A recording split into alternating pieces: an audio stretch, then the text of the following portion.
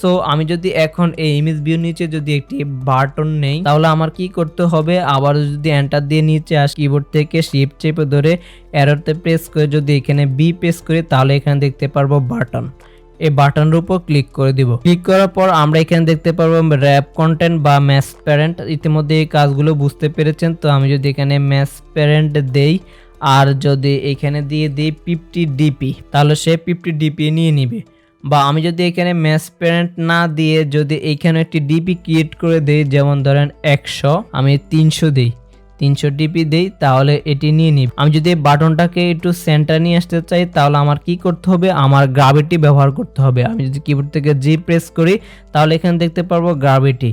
এই গ্র্যাভিটিতে প্রেস করার পর আমি যদি সেন্টার দেই তাহলে দেখতে পারবো আমাদের কোনো পরিবর্তনই হচ্ছে না। এখানে দিব গ্র্যাভিটি লেআউট। দেওয়ার পর আমি যদি এখানে সেন্টার দেই তাহলে দেখবো আমাদের বাটনটি একদম সেন্টারে চলে গিয়েছে।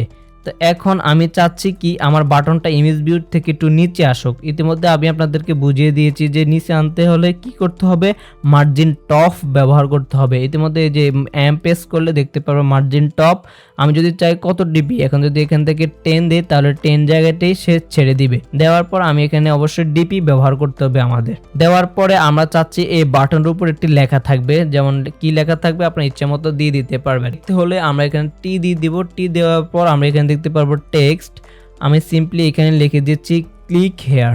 এই যে ক্লিক হেয়ার লেখার পর এখানে অটোমেটিকভাবে লেখাটা চলে আসবে। এখন এই লেখা চাইলেও ছোট বড় করতে পারবেন। কিভাবে করবেন, এই যে সাইজ যেমনটা আমরা এই যে টেক্সট ভিউ নিয়েছি তেমনটা আপনারা এই বাটনের ক্ষেত্রে নিতে পারবেন। এখন একটি কথা হচ্ছে এই বাটনের কিভাবে ব্যাকগ্রাউন্ড চেঞ্জ করব। বাটনের যদি ব্যাকগ্রাউন্ড চেঞ্জ করতে হয় তাহলে আপনার ব্যবহার করতে হবে ব্যাকগ্রাউন্ড টিন্ট। শুধু ব্যাকগ্রাউন্ড নিলে কিন্তু এই ব্যাকগ্রাউন্ডের কালার চেঞ্জ হবে না, ব্যাকগ্রাউন্ড টিন্ট ব্যবহার করতে হবে। ব্যাকগ্রাউন্ড টিন্ট যদি ব্যবহার করি, আমি যদি এইখানে আবারও একটি কালার দিয়ে দিই, আমার একটি কালারে মুখস্থ রয়েছে 6টি জিরোতে black.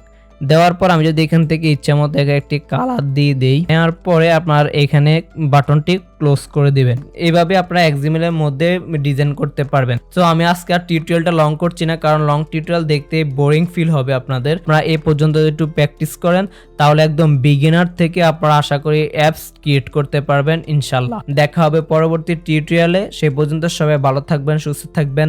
Signing out for today. আসসালামু আলাইকুম।